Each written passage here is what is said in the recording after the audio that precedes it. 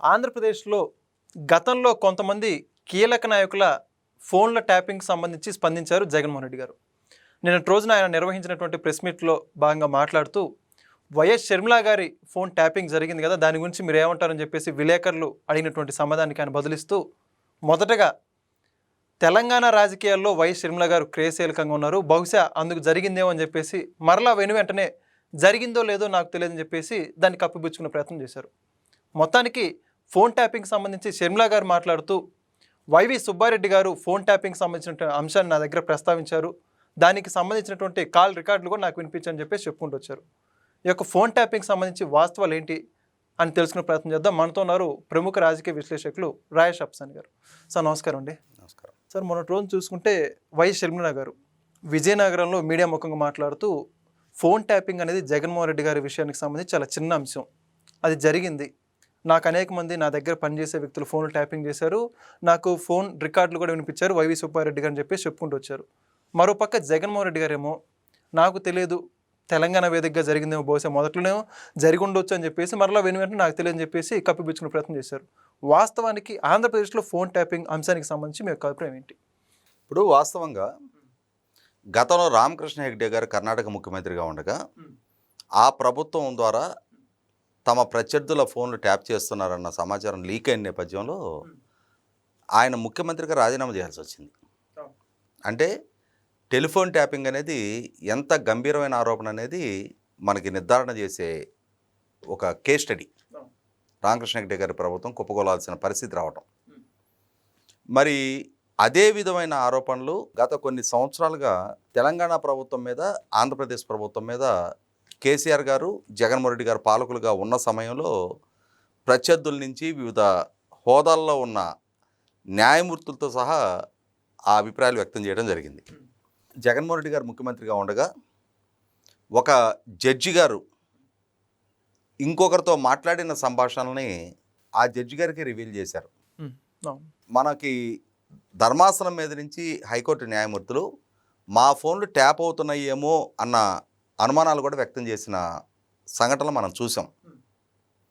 ఇటువంటి పరిస్థితుల్లో షర్మిల గారు ఎప్పుడైతే కేసీఆర్ గారి ప్రభుత్వం ద్వారా ఆంధ్రప్రదేశ్ రాష్ట్రానికి సంబంధించిన జగన్మోహన్ రెడ్డి గారి రాజకీయ ప్రత్యర్థులవి, అలాగే షర్మిల గారికి సంబంధించిన ఫోన్లు కూడా ట్యాప్ చేయించి ఆ సంభాషణల్ని జగన్మోహన్ రెడ్డి గారికి పంపించారు అన్న వార్త మొన్న 2-3 రోజుల క్రితం విస్తృతంగా చర్చనీయాంశమైందో, దాన్ని బలపరుస్తూనే షర్మిల గారు కూడా ఎస్ నిజంగానే నా ఫోన్ ట్యాపింగ్ అయింది, నా ఫోన్ ట్యాప్ చేసి నేను మాట్లాడిన సంభాషణల్ని ఆడియో క్లిప్ ద్వారా వైవి సుబ్బారెడ్డి గారు మా చిన్నాన్న స్వయంగా నాకే వినిపించారు, నేను విస్తుపోయాను అని చెప్పని ఎక్కడికి రమ్మంటే అక్కడికి వచ్చి నేను ఈ విచారణకు సహకరిస్తాను, బైబిల్ మీద నేను ప్రమాణం చేసి చెప్తున్నా, నా ఫోన్ ట్యాప్ అయింది వాస్తవం, నాకే వినిపించింది వాస్తవం.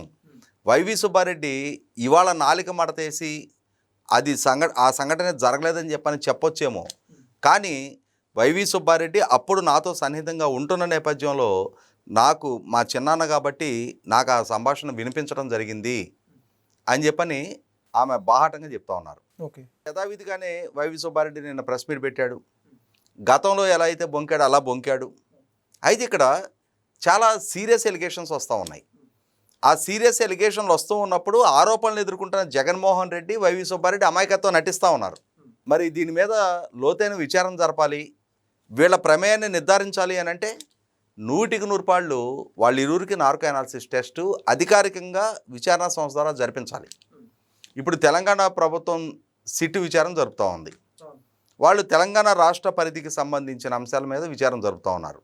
కానీ అక్కడ ఏ ఆరోపణలు అయితే అక్కడ అధికారుల మీద మోపబడి వాళ్ళు అందరూ అరెస్ట్ అయ్యి జైల్లో ఉన్నారో, ఇవాళ ఐపీఎస్ అధికారి ప్రభాకర్ రావు చాలా రోజులు ఈ విచారణ నుంచి తప్పించుకొని అమెరికాలో ఆశ్రయం పొంది అంతిమంగా అతని పాస్పోర్ట్ కూడా రద్దు చేయబడ్డ నేపథ్యంలో అతను హైదరాబాద్ తిరిగి వచ్చి ఇప్పుడు విచారణ ఎదుర్కొంటున్న నేపథ్యంలో ఈ సిట్ అంటే ఆ రోజు ఈ టెలిఫోన్ ట్యాపింగ్ కోసం ఏర్పాటు చేయబడ్డ వ్యవస్థ, ఆ వ్యవస్థకి అధినేతగా ఉన్న ప్రభాకర్ రావు, అరెస్ట్ అయ్యి జైల్లో ఉన్న ప్రణీత్ రావు, వీళ్ళందరి ద్వారా ఆంధ్రప్రదేశ్ రాష్ట్రానికి సంబంధించి చాలామంది వ్యక్తులు, చాలామంది నాయకులు, చాలామంది జడ్జిలు, వ్యాపారస్తులు వాళ్ళ ఫోన్ల మీద కూడా నిఘా పెట్టడం జరిగింది. దీనికి కేసీఆర్ గారి ప్రభుత్వం జగన్మోహన్ రెడ్డి గారికి సహకరించింది అని చెప్పని వస్తున్న ఆరోపణల మీద కూడా నిర్దిష్టంగా విచారణ జరిపి తీరాల్సింది. ఎందుకంటే ఒక్క తెలంగాణలో బాధితులకు మాత్రమే పరిమితం చేస్తే వీళ్ళ నేరం మరింతగా పొరుగు రాష్ట్రాలు కూడా విస్తరించుండి అక్కడ కూడా బాధితులు ఉన్న నేపథ్యంలో 100% అసలు మూలాల్లోకి వెళ్ళి విచారణ జరపాలి. కాబట్టి ఇవాళ ఆరోపణలు ఎదుర్కొంటూ ఉన్న వైవి సుబ్బారెడ్డిని, అలాగే బాధితురాలుగా ఉన్న శర్మ గారు బాహాటంగా చెప్తా ఉన్నారు. 100% వైవి సుబ్బారెడ్డిని పిలిచి విచారించాల్సిందే.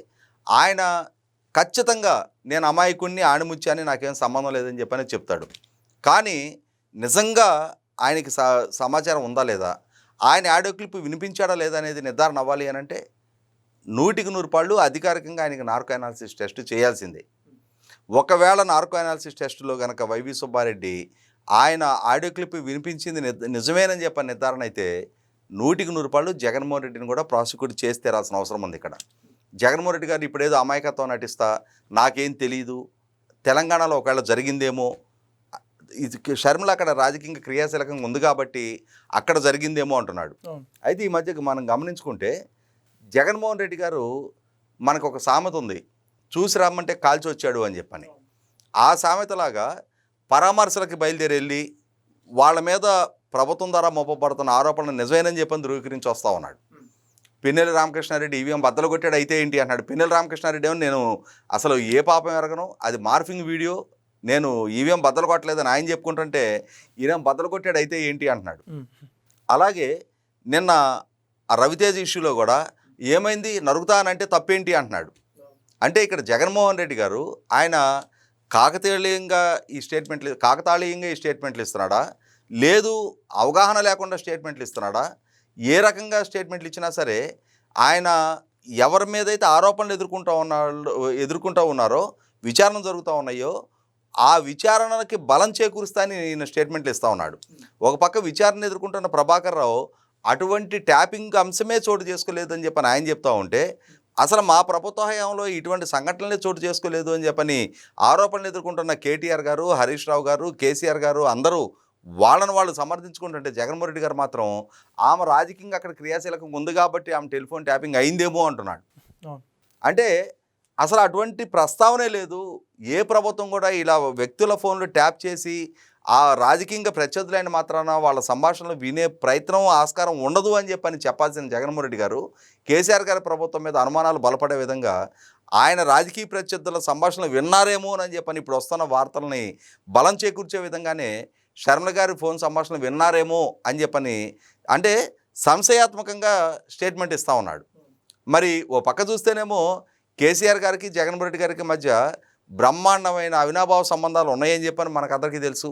ఆ ఇచ్చిపుచ్చుకునే ధోరణికి కొనసాగింపుగానే కేసీఆర్ గారి ఎన్నిక జరుగుతున్న రోజే నాగార్జున సాగర్ డ్యామ్ మీద తెలంగాణ ఎమోషన్ ఫ్లేరప్ చేయడం కోసం జగన్మోహన్ రెడ్డి గారు జరిపిన పోలీసుల ఆక్రమణ పర్వం కూడా ఒకసారి గుర్తు చేసుకోవాలి. కానీ ప్రజలు అంతిమంగా వాళ్ళ ఒక నిర్ణయానికి వచ్చేస్తున్న నేపథ్యంలో ఇటువంటి చౌకబారు కుటిల యత్నాన్ని ప్రజలు పరిగణలోకి తీసుకోవాలి. కానీ ఇప్పటికీ కూడా అంతటి అవినాభావ సంబంధం ఉన్న వాళ్ళ ఇంటికి పిలిచి భోజనం పెట్టిన కేసీఆర్ గారిని ఈ కేసులో ఇరికించే విధంగానే జగన్మోహన్ రెడ్డి గారు ఏమో గుర్రం ఎగరావచ్చు అన్నట్టుగా షర్మిల ఫోన్ ట్యాప్ చేశారేమో. ఆమె అక్కడ రాజకీయ క్రియాశీలకంగా ఉంటే ఫోన్లు ట్యాప్ చేస్తారా? చేయమని చెప్పని అధికారం ప్రభుత్వాలకు ఇచ్చారా? ఎవరు ఫోన్లు ట్యాప్ చేయమన్నారు? సంఘ విద్రోహ శక్తులు, దేశ భద్రతకు ముప్పు తీసుకొచ్చే వాళ్ళది ఒక ప్రాపర్ ప్రోటోకాల్ ఫాలో అయ్యి వాళ్ళ ఫోన్లు ట్యాప్ చేసే అధికారం పోలీస్ డిపార్ట్మెంట్కి ఉంది, ప్రభుత్వానికి ఉంది, వాళ్ళ మీద నిఘా పెట్టే ఆస్కారం ఉంది. అంతేగాని స్వేచ్ఛాయుత వాతావరణంలో రాజకీయ కార్యకలాపాలు నిర్వహించుకునే వెసులుబాటు లేకుండా స్వేచ్ఛగా తమ జీవితానికి సంబంధించినయో తమ వ్యక్తిగతానికి సంబంధించిన అంశాలు మాట్లాడుకునే వెసులుబాటు లేకుండా వ్యక్తిగత గోప్యతకి భంగం కలిగించే ఫోన్ ట్యాపింగ్కి పాల్పడటం అనేది ఏ స్థాయిలో కూడా సమర్థనీయం కాదు, నేరపూరిత చర్య. అటువంటి నేరపూరిత చర్యకి ప్రభుత్వాలే పాల్పడ్డప్పుడు, అధికార యంత్రాంగాన్ని దుర్వినియోగం చేసినప్పుడు, వాళ్ళ ద్వారా వ్యక్తులకు సంబంధించిన గోప్యతకు భంగం కలిగించి వాళ్ళ సంభాషణలు విని వాటి ద్వారా బ్లాక్మెయిల్కి పాల్పడి, ప్రలోభాలకు పాల్పడి, రాజకీయంగా తమకు అనుకూలంగా మలుచుకునే ప్రయత్నాలకు పాల్పడ్డప్పుడు 100% చాలా కఠినమైన శిక్షలకి గురి కాబోయే కేసులు వాళ్ళ మీద నమోదు కావటం తథ్యం. అటువంటి కేసులు నమోదు కావటానికి జగన్మోహన్ రెడ్డి గారు ఇచ్చిన స్టేట్మెంట్ కూడా మరింత బలం చేకూర్చేదిగా ఉందనేది వాస్తవం. Thank you sir. Please subscribe to Leo News for more videos.